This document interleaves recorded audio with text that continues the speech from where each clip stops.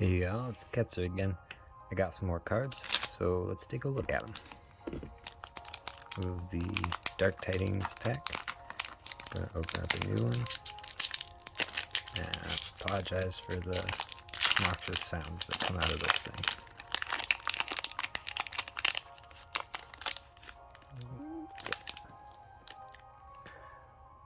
Froch, the urgently wealthy. Ooh.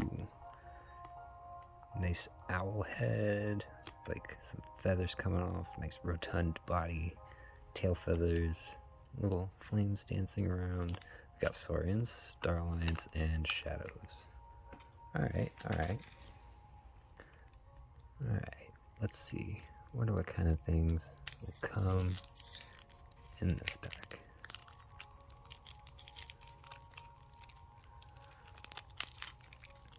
Had some pretty good luck with the Starlines so far in this set. And Shadows I could say the same for. Saurians is a little bit up and down. But overall I like this set as a whole, so not too disappointed to see anything really. Take these two cards off the side. Start off with the Saurians.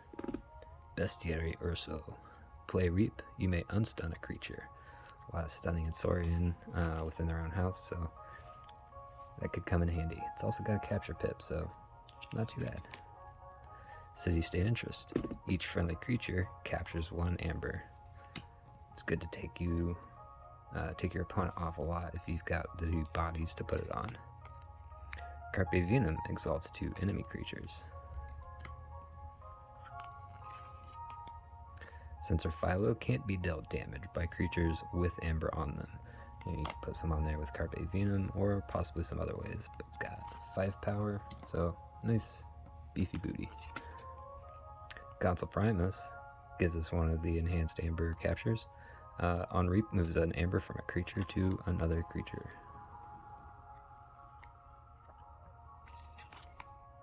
Another Council Primus.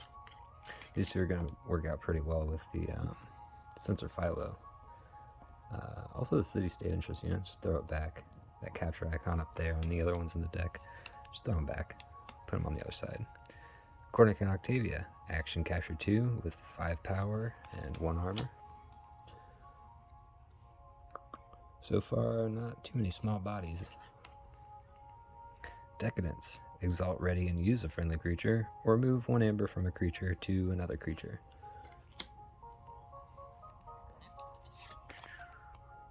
Lapisaurus has taunt to help protect your smaller Console Primuses, and while attacking Lapisaurus's enemy... hold on. No, while attacking Lapisaurus, the enemy creatures gain before fight exalt this creature. So they have to essentially pay to fight it. And in a long-term sort of way. Magister Vita, play Reap, you may exalt a friendly non-Saurian creature, and if you do, Reap with it. A lot of good Reap effects in Starlines, and some good ones in Shadows too, so it could be pretty nasty. Another Magister Vita. And a third Magister Vita. Okay, so like some good house cheating there. Those will probably stick around. Probably get at least 1 or 2 uses per game, I would imagine. Things are not looking too sour. Going on to Shadows, we got the upgrade Ransom. Throw it on an enemy creature, and that creature cannot be used and gains at the start of your turn. You may give your opponent 2 amber if you do destroy Ransom. And that applies to the enemy, of course, so they have to pay you to get their creatures back. Second Ransom. So, that is a rare. Okay. That's very interesting. Not sure I've even had one of those before. Double's just a bonus. Old Bruno has a capture pip and captures 3 when you play it. Nice elusive, classic Shadows card. I like this guy. He's got a lot of lore behind him. The Flying Spectre, one of the ships in the set. Kind of a lesser ship though. It doesn't follow the same scheme as a lot of them do. After your opponent raises the tide, you destroy the Flying Spectre. But it's action steal 1 if the tide is high. So far, maybe the only thing that cares about it. Francis the Economist. Each player gains 1 when he fights, and he has Skirmish. It's kind of useful if you want to steal and your opponent doesn't have anything to steal. Gas Pipes Malone, another fighter. Before a fight, the creature Gas Pipes Malone fights, captures 1 from its own side. Kind of a long form steal, but could also be used to some other effects. Hard Simpson, elusive, and after Hard Simpson is dealt damage, you steal 1, but if the tide's low, your opponent steals 1 instead. A lot of people have some cool things to say about Hard Simpson. I haven't got a lot of games in with him yet myself. We'll see if he's got the grease. Second Hard Simpson.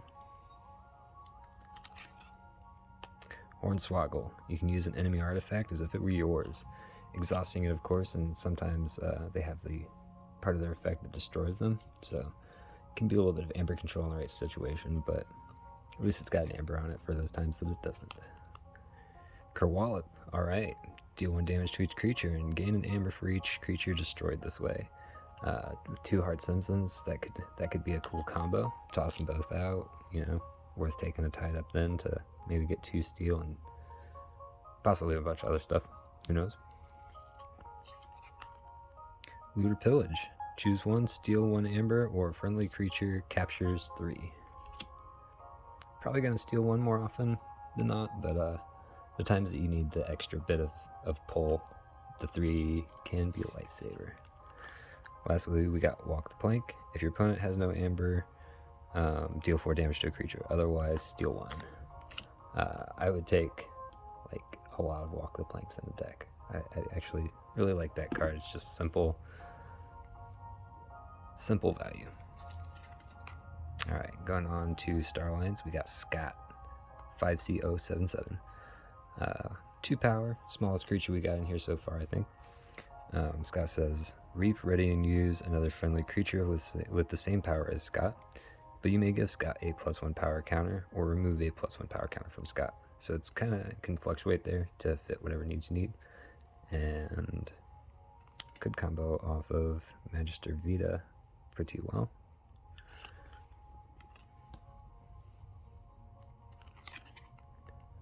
The Ulfbrecht device. Oh, Ulfbert device. Okay. I was just kind of glanced over that and assumed it's Ulfbrecht. Ulfbert device. This is an artifact that says each player cannot choose the same active house they chose on their previous turn. So, neat that we've got the Magister Vitas, because if they're already out, we can throw something down, then jump over to Saurians, and still use that creature that we just put down. Maybe we'll have some more house cheating in here. It would help get around some of the drawbacks of that. Colonist Chapman has Taunt and gives each of his non-Star Alliance neighbors Reap, gain 1. CXO Tabor. Fight Reap, you may play or use a non-Star Alliance card this turn. This can be pretty good for getting things like Fly Inspector to activate off turn, or Ransom, play out a Ransom when you don't need it, the City State Interest, any of these things. Yeah, the house cheating will be great, especially with the Ulfbert device. Static Collection Array. Keys cost -1 while the tide is high, +1 while the tide is low.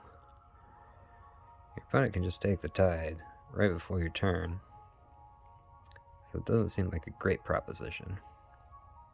But we'll test it out and we'll see. Xeno Training. For each house represented among friendly creatures, a friendly creature captures 1. Helps to spread out the amber control a little bit so it's not all concentrated in just the 2 houses. You can kind of do it all day, not really get stuck into a position where you can't pull yourself back in the battle. Got Lieutenant Kirkar, 5 power taunt creature with hazardous 3. This will help protect some of our other weak creatures. Lieutenant Valmart, more tide control, and no scaling steel or anything, so it's not a kind of thing where you're gonna tax them into a trap, but it's good to bump the key cost up on play especially, or on Reap if you come off turn with the Magister Vitas. A lot of things you could do with that. While the Archons, the creature gets +1 power and +1 armor for each upgrade attached to it. We do have 2 other upgrades in the deck. Probably don't want to do that though. Yeah, a little bit of non-synergy there for the most part. Could be a situation where you want to make your opponent's creature bigger with the ransom. Officer's Blaster, that'll combo with Light of the Archons. Creature gets +2 power and gains destroyed attached Officer's Blaster to the right neighbor. Operative Espeon, after a player raises the tide during their turn, they may use a creature they control. This goes both ways. So it's kind of similar to the Static Collection Array in where it's a proposition each time, and it's a unique matchup that you're always going to find yourself in, so it's up to your experience whether or not you should play them or toss them, or how much you should rely on their abilities, because the tide can be fickle. And lastly, Rocketeer Triska. Like some Rocketeer Triska, especially with the Tabor. That could let you, let's see, if you have the Tabor, that could let you use a off-house creature. Well, no, I guess you would need 2 for that kind of thing to work, but still a nice card to see, especially if you can like drop the Tabor in, get the value out. You can get the value of the Kirkar or the Lieutenant Valmar twice. Anything that comes in after Triska on either side of her is gonna also get that instant value. This will be a neat deck to watch play out. I'm actually pretty excited for this one. 2 times ransom. The question I have there is, if you put both ransoms on a creature, does your opponent only have to pay once to remove both of them, or are they 2 separate effects that have their own cost? Yeah. Other than that, probably not a super competitive deck, but it looks fun nonetheless. Well, this has been another deck opening, so I hope y'all have a good day.